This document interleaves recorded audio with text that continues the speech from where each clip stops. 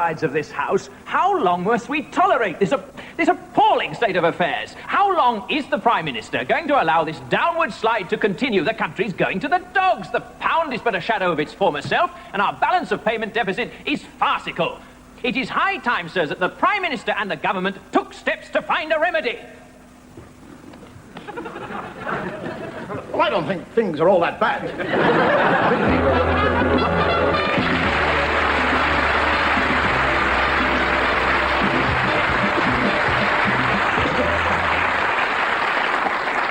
Could happen. It's not far off. Good health. You're all miserable because I'm the only one sitting there. You know, the only thing about toasting other people's health, that if you do enough of it, you screw up your own. And we are told that drink is the enemy of man. And yet the good book tells us to love our enemies. I love you, I love you. And one of the things I'm asked, why, when I sit down on the stool or the chair, why I cross my legs. It's very simple. If you sat here for as long as I do and drank as much as I do, you'd be sitting there. And cross-eyed. I was reading the other day. Abacada. That's the way I read. Took a degree in brain surgery. I was reading, actually, that regarding fashions, that people should dress according to the color of their hair. For example, if you've got brown hair, you should wear browns, and if you've got greyish hair, you should wear light and grey colours, and if you've got dark hair, you should wear dark colours. I wish there were more bald-headed women in the world. I was also reading about baldness. Do you know, they tell you, if you go bald from the front, here, from the front of the head, you go bald from the front because you have a great brain power. You're a great thinker. And if you go bald from the back up here, you go bald there because you're sexy. The odd fellow sitting out there going... I suppose that means if you go bald from here and here at the same time, you're just thinking about it. You know that there are actually 7 stages of ordering brandy and port. The first stage is brandy and port, please. Second stage is brandy and port, please. Third stage is brandy... Fourth stage is brandy... Fifth stage, hey, you fat bum, get in the drink! I'll say it! Sixth stage is... And the 7th is... You get a little fella at a party, cocktail party, goes up to the hostess and says, excuse me, madam, but do lemons have feathers? I beg your pardon? Do lemons have feathers? She said, I don't think so. Why? He said, well, in that case, I've just squeezed your canary into my drink.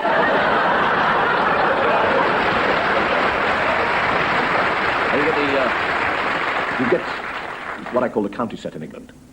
One of those very, very beautiful county houses. A huge ball. Everybody is invited to this ball. And there's one old lady who's 93 years of age. And she's sitting there. And she's had a bit too much of the booze. She's been sipping at it all evening. And she thinks to herself, I haven't got long to live, and I'm going to do one exciting thing in my life before I die. I'm going to streak right through the ball. She goes into a room, takes all her clothes off, opens the door, and goes whoom, right through the ball. And there's 2 old fellas sitting there. Who was that? He said, I think it was Lady Daphne. He said, really? What was she wearing? He said, I don't know, but whatever it was, it needs a bloody good ironing. One of the things I find, actually, as an Irishman, living in England, I find the English an extraordinary nation. I really do, because you accept the Scots. You tolerate the Irish, but for some reason or another, you don't really like the Welsh. I mean, how many times have you heard English people saying, I don't really trust the Welsh? You get 2 fellas talking in the bar, one says, you know, I don't really like the Welsh. As far as I'm concerned, the Welsh are a nation of streetwalkers or rugby players. And the other fellow says, well, my mother's Welsh. Is it really? What position does she play?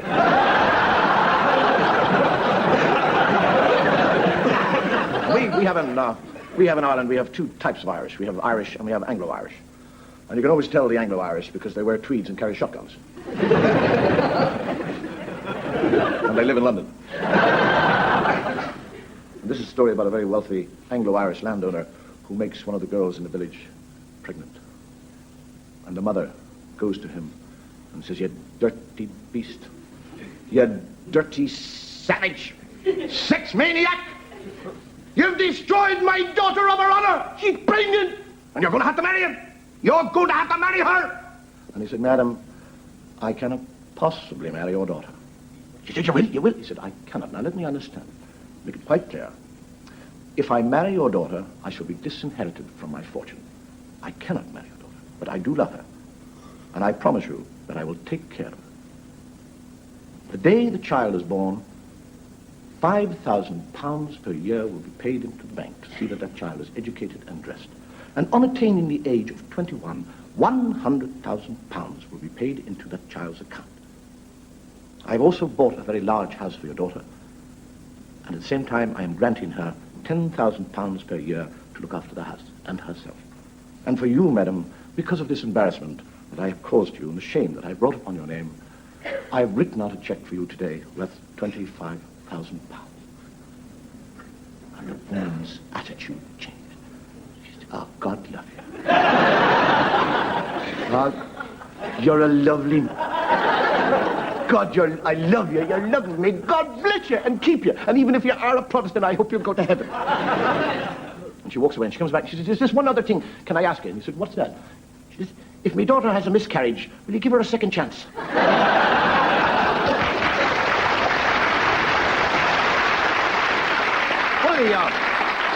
Well, we are continuing to be given advice of all sorts. And the one piece of advice that we never seem to take, and it's a very good piece of advice, and that is to make love and not war.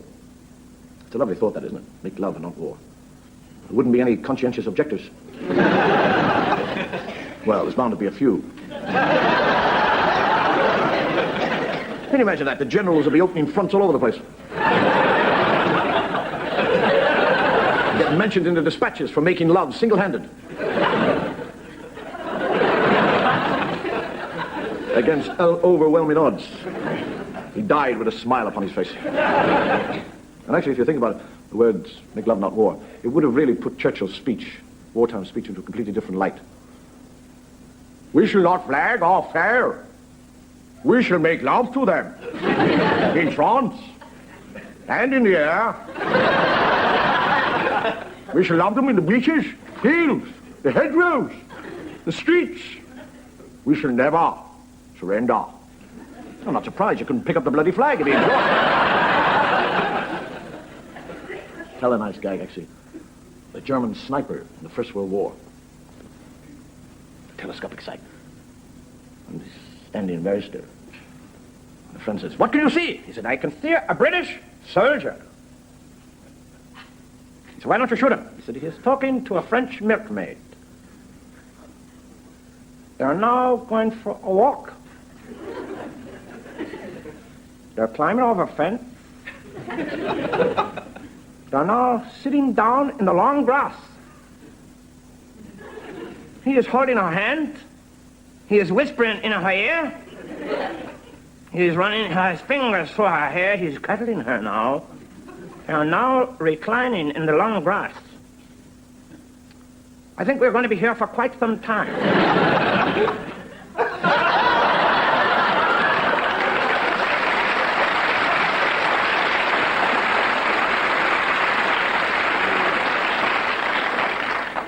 The soldier's life is a life of give and take. The officers give the orders, and the soldiers take the orders. Send the next recruit in, will you? Morning, sir. Morning. Stand over there against the wall. Yes, sir. Close your left eye and read this card with your right. Excuse me, sir. But, Just read the card. will yeah, you? but, sir... Look, my boy, the first thing you've got to learn when you join the army is to obey orders. So read the card. Yes, sir. HBLOBGNLBYTLOBE.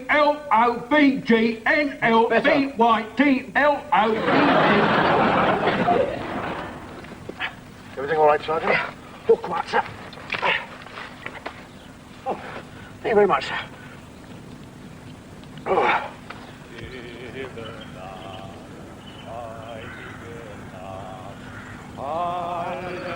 Listen, sir. It's Jerry. Jerry singing. Yes, Sergeant. Listen to what he's singing. A Christmas carol. Happy Christmas, Jerry! Happy Christmas, Tommy! Jerry! Yeah! I have some whiskey. Would you like a drop? Yeah! Tommy! I have some schnapps! I'll meet you in no man's land. Yeah! No, it's a trick, sir. Don't go. It's a trick. Sergeant, don't be ridiculous. No, you don't understand. It's a trick, sir. A I trick. get it. Don't go.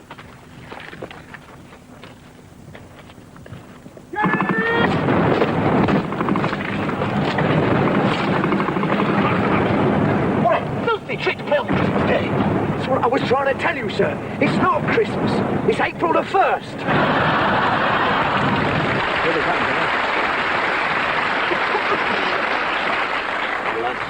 They've left it up to the lads of the 5th Highland Division. All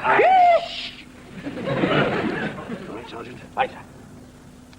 Campbell. Right, sir. Donald. Fine, sir. Gregory. Oh, sir. I cannot impress on you the need for silence. All right, lads? Aye. The town hall will be ours in a few minutes. Right. Are you ready? Aye, sir. Sure. Remember, not a sound. Aye, let's go.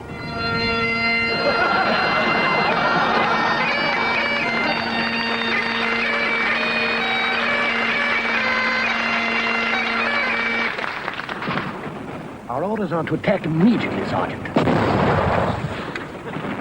Sir, they'll shoot us down before we're halfway there. Don't worry too much, Sergeant. I have a plan.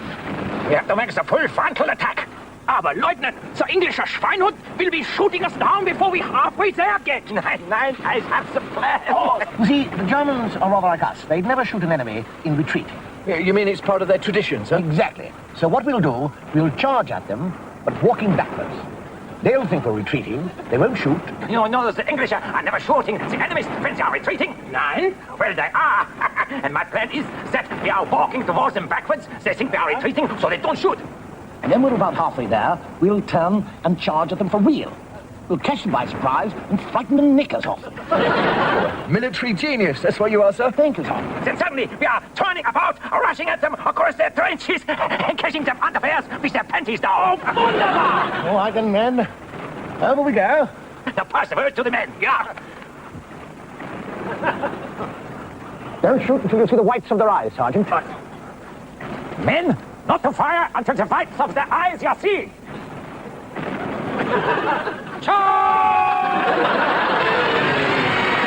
You know, one of the things that we are very sure of in this ever-changing life is the basic difference between men and women. And I'm not talking about two babies looking down the knickers saying, "Vive la différence." I'm talking about contrasts in attitudes. For example, a woman is the only person in the world who can say no and mean yes. You put your arms around her and she goes, "No, no." Whisper in her ear, "No, no, no." You put your arms around her, "No, no, no, no, no, no." Yes, yes, yes, yes. And they can also actually say yes and mean no. Same thing. Put your arms around, kiss and cuddle. Yes, yes, yes. Oh, yes. Yes, yes, yes, yes. You move your hand up there and go, "No, no, no, no." Women are... the mother actually teaches the daughter from a very early age to say no. She spends all her life telling the daughter, say no. If a boy makes advances to you, say no. And actually, you can always get around it. Because all you have to do is rephrase the question. Instead of saying, "Can I put my hand on your knee?" She'll say no. What you do is say, "Do you mind if I put my hand on your knee?" From then on, you're flying. I just wish mothers would teach the daughters to say yes and save us all a lot of time. And women are very determined to have the last word. I'm quite sure it was a woman who invented the word amen. You know, I knew a woman who went out of her mind trying to have the last word with her own echo.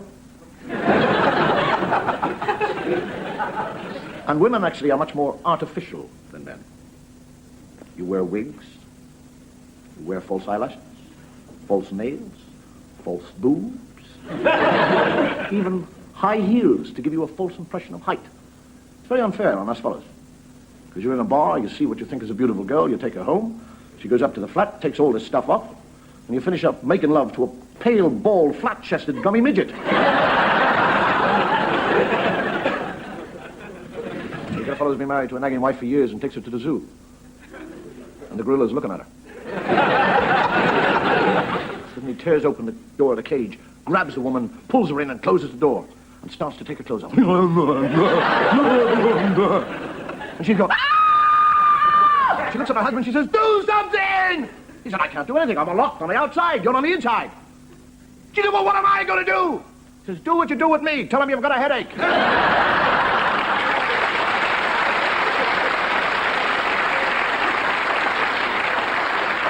Can you imagine the gorilla doing it? Going, she goes, I have a headache. And he goes,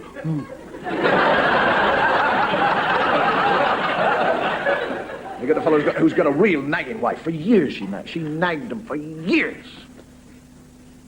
And eventually he's dying.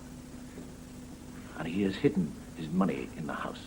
And she knows he's hidden it, but she doesn't know where it is. And she goes to him, she says, where have you hidden the money? And he goes,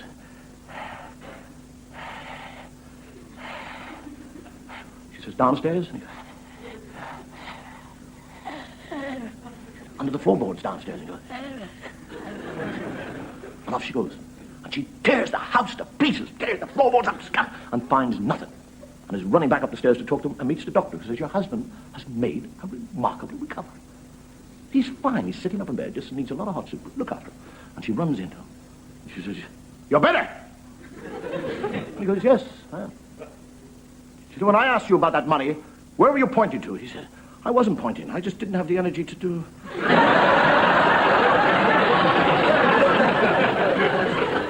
I really do think for a relationship to work between a man and woman, there must be love, there must be understanding, but above all, there must be a mutual respect for the respective roles that those people play within that partnership. Do you love me? Of course I love you. How much? I love you more than anything in the world. Really?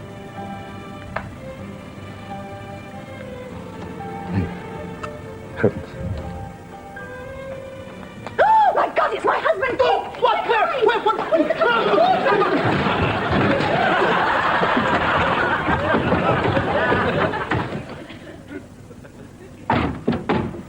A moment.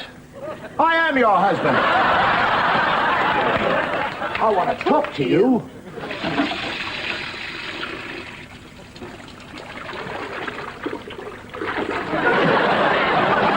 Darling! Your bath is ready. Sorry, darling, I'm going to hurry. No, you right.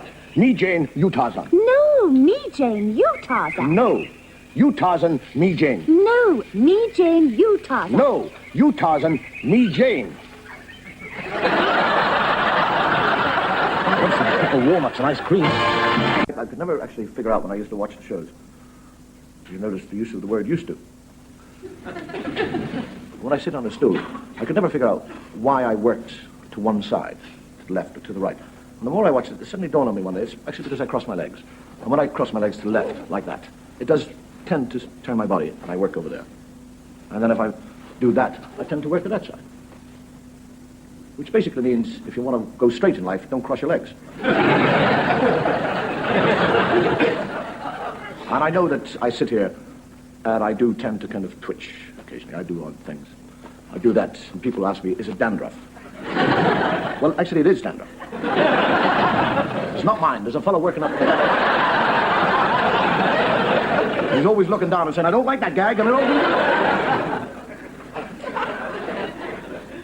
And when I'm sitting here, I generally know, or the performer will know, which camera to work to because of the light. There's a little red light that goes on the top of the camera.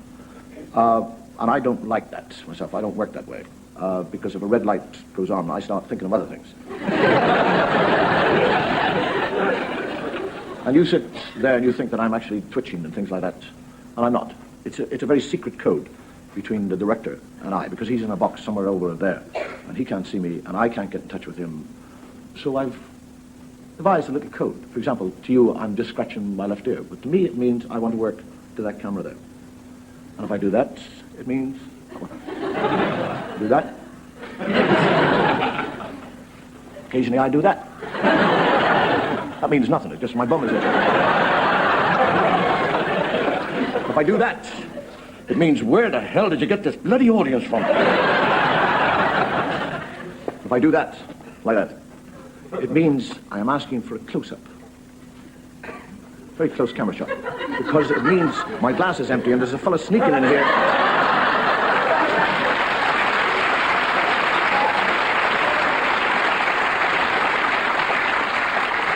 And if I do that very rapidly, like that, it means will you show some sketches because I'm bursting to go to the loo.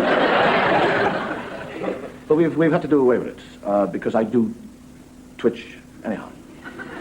I forget completely about the code, and I'm in the middle of the gag, and I do that, or I do that, or I do that, I do that, I do that, I do that. I keep on going until Peter doesn't know where the hell he is, you see? And it's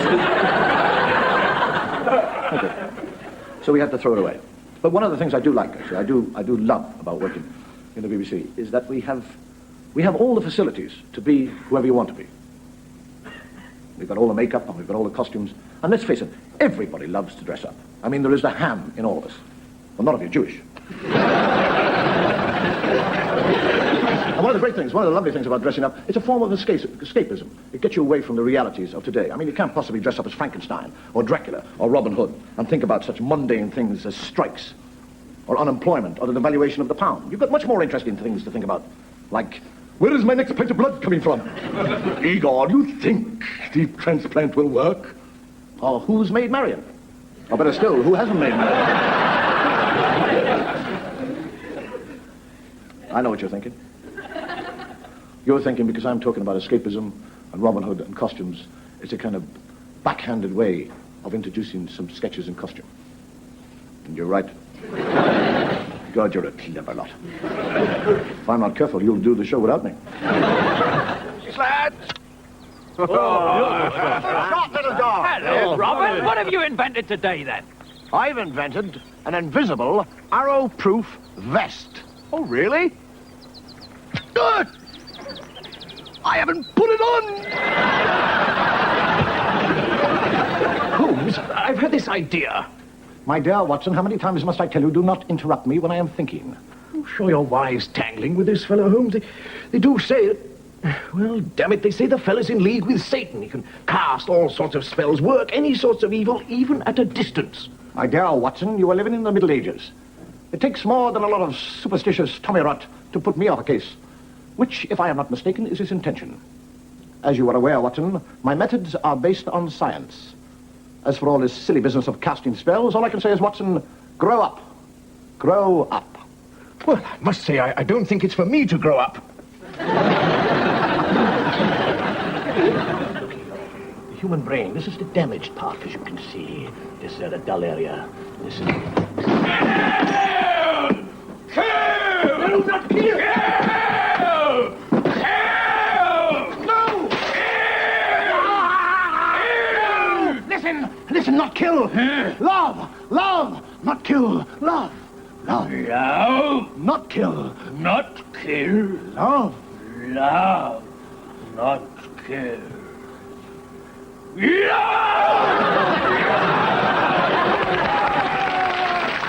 Oh, Josephine, what am I to do? This man Nelson is everywhere. I send my ships to here, he is here. Then I send them back to there, and he is there. Yesterday I ordered my invasion fleet to sail from Toulon. And today this Nelson is there blockading them. How does he know my every move even before I make it? Oh, dear Josephine, comfort me. Comfort me. You fat Corsican. Tell me about your battle plans for tomorrow.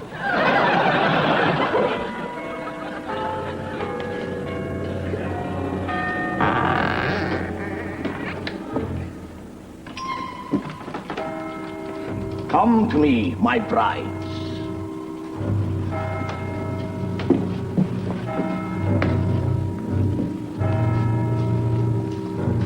Look at me and listen well. Mina, I will be with you from midnight till 2. With you, Melissa, from 2 to 4. With you, Audrey, from 4 to 5 past. 2 to 5, and with you to sunrise. Away, prepare yourselves. Come, Mina.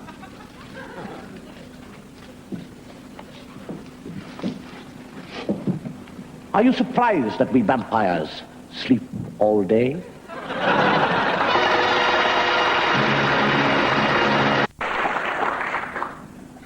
One of the things that worries me, actually. I lie about at night and I wonder about it. Dying. I don't actually worry about dying. I worry about sex after death. It's the only reason I'm staying alive. I'm taking no chances. Can you imagine having it away with a spooky? You're like eating candy floss, wouldn't it?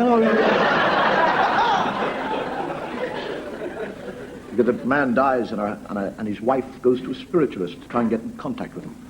And they sit down at the table and join hands. All of a sudden the room goes very cold. And the medium tells the lady that her husband is in the room and that she can talk to him. And she said, Peter, can you hear me? And the voice said, yes, I can hear you. She said, are you all right, Peter? I said, yes, thank you, I'm fine. Peter, are you happy? Yes, I am very happy. Peter, are you happier than when you were with me? When we lived together? When we made love? When we kissed and talked? He said, yes, I am happy. She said, you really are very happy. He said, I am exquisitely happy.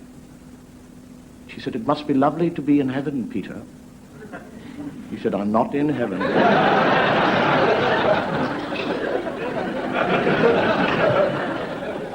I think I'm turning all the ladies against me. No. Get a nun. Gets up in the morning and leaves and walks down the corridor. And another nun looks at her and says, it's a difficult thing to say, I'm not a nun. And says, you got out of the wrong side of the bed this morning. And she goes on down, and another nun says, you got out of the wrong side of the bed this morning. And this happens 15 times, and by then she's livid. And she meets the Mother Superior. And the Mother Superior is just about to open her mouth, and the sister says, don't tell me that I got out of the wrong side of the bed this morning! And the Mother Superior said, I wasn't going to say that. I was just going to say, what are you doing with the bishop's shoes on?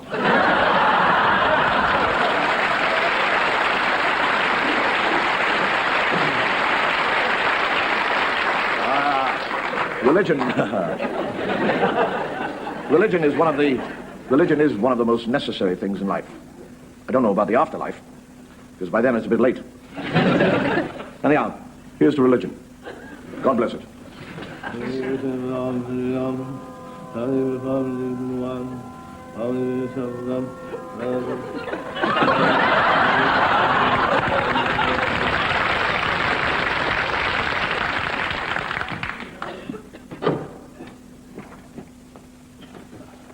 You have a confession to make, my son. Oh, it's not so much a confession, Father. I just come to tell you I've done what you suggested. Suggested? Don't you remember? Last week, I confessed to stealing 2 cases of whiskey and 500 cigars. Whiskey? Cigars? Yeah, and you suggested I went to the police and told them where I hid them. When we got there, it all gone. I don't understand it, Father, because only you and me knew the hiding place. Ah, well, my son, you're not a sinner in my eyes. Oh, cheers, Father. Can't trust anybody nowadays.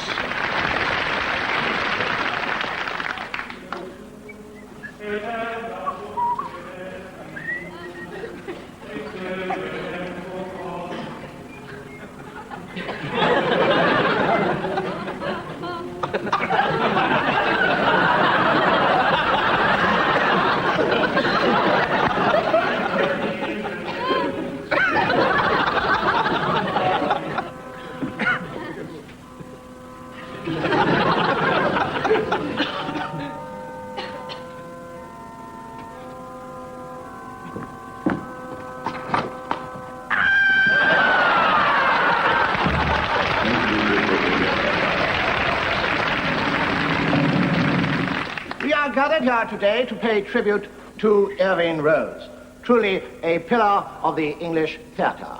not perhaps the legitimate theatre, but the theatre of the Christmas pantomime. A man who always chose to play a villain.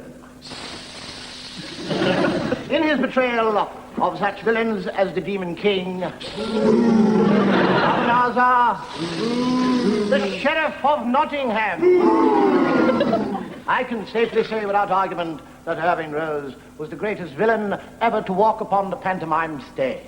Rubbish! Rubbish! Oh, yes, he was. Oh, yes, he was. Oh, no, he wasn't. Oh, yes, I was. Perhaps you're right. He wasn't. I never do gags about politicians. I never try to get laughs from politicians because I think they do a very good job on their own. Well, I'll tell a gag about a certain prime minister. I won't say which one because prime ministers will come and go, but a good gag will last for a long time. This is a story about a prime minister in number 10, and his private secretary comes in and said, Mr. Prime Minister, you have two guests. One is His Holiness the Pope, and the other is one of the oil sheiks from Arabia. And the Prime Minister said, well, which one do you think I should see first? And the secretary said, I would say that you should see the Pope first, because the only thing you've got to do with him is to kiss his ring.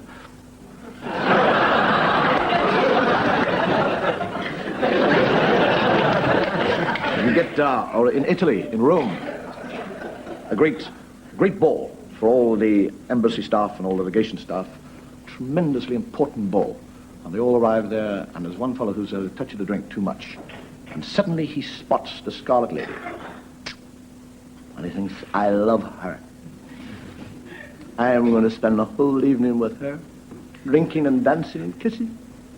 And he goes straight over to the Scarlet Lady, and he says, I demand this dance with you, because I love you, and we're going to dance the whole evening together.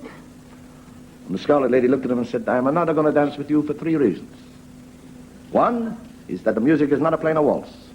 It is the Italian national anthem. 2 is that you are drunk. And the 3rd reason is that I am Pope Paul VI.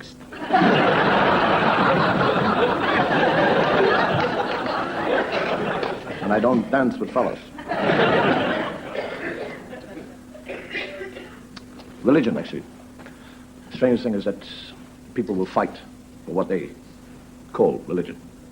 And you get the 2 characters, the priest and a Protestant vicar, arguing about religion. And the Catholic priest says, our religion is the right religion.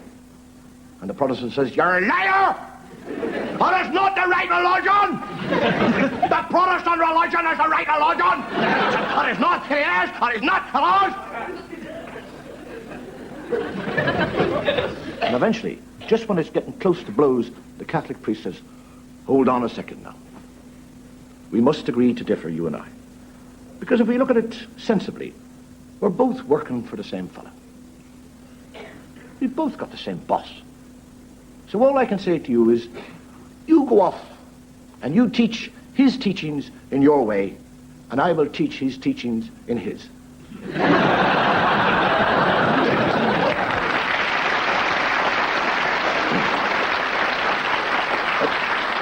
The good thing, actually, is that religions are becoming much more tolerant of each other. They're losing the competitiveness.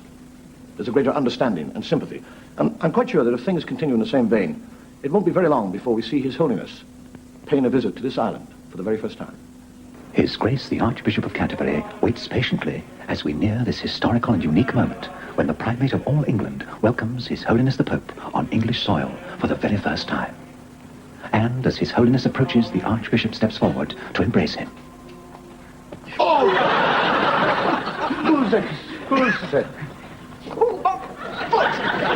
Oh, push it apart! You dare to...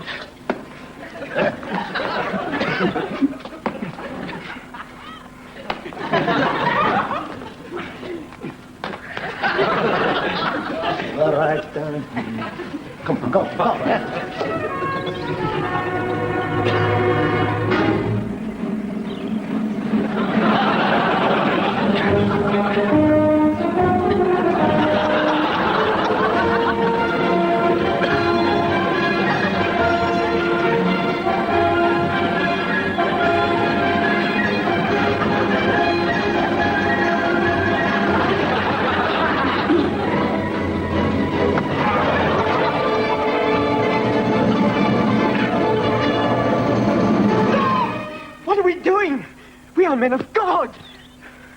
You're right.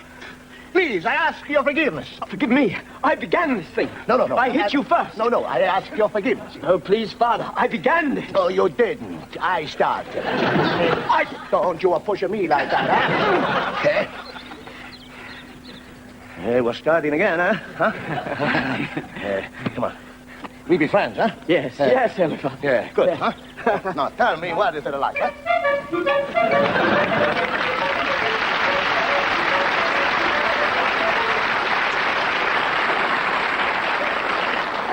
Thank you. Good night. And I think I'll change it tonight and say, may my God go with me.